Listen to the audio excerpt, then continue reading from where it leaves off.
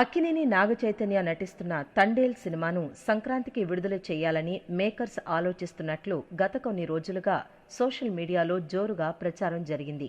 Already game changer movie బరిలో ఉండగా Gita arts నిర్మిస్తున్న చిత్రాన్ని అదే టైంలో రిలీజ్ చేస్తున్నారని వార్తలొచ్చాయి.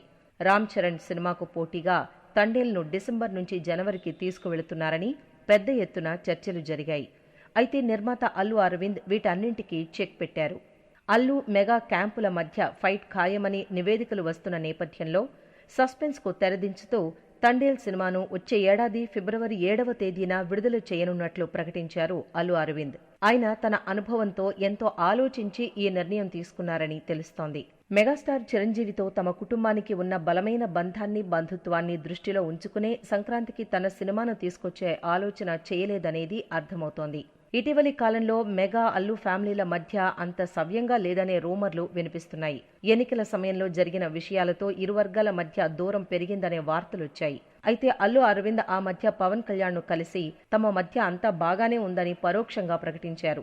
ఇప్పుడు సినిమాల విడుదల తేదీల విషయంలోనూ ఎంతో మెచ్యూర్గా నిర్ణయం తీసుకుని తమ మధ్య ఏమున్నా అవన్నీ తాత్కాలికమేనని చెప్పకనే చెప్పారు. నిజానికి సంక్రాంతి సీజన్లో 4 పెద్ద సినిమాలకు అవకాశం ఉంటుంది.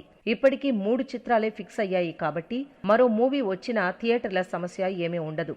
గతంలో ఒకే ఫ్యామిలీకి చెందిన 2 హీరోలు పొంగల్కు తమ సినిమాలను రిలీజ్ చేసిన సందర్భాలు ఉన్నాయి. ఇప్పుడు కావాలంటే అల్లు అరవింద్ కూడా తండేల్ చిత్రాన్ని పండక్కే తీసుకురావాలని పట్టుబట్టి కూర్చోవచ్చు. కానీ ఆయన అలా ఆలోచించలేదు. వివాదాలను నివారించే బాధ్యత తీసుకున్నారు.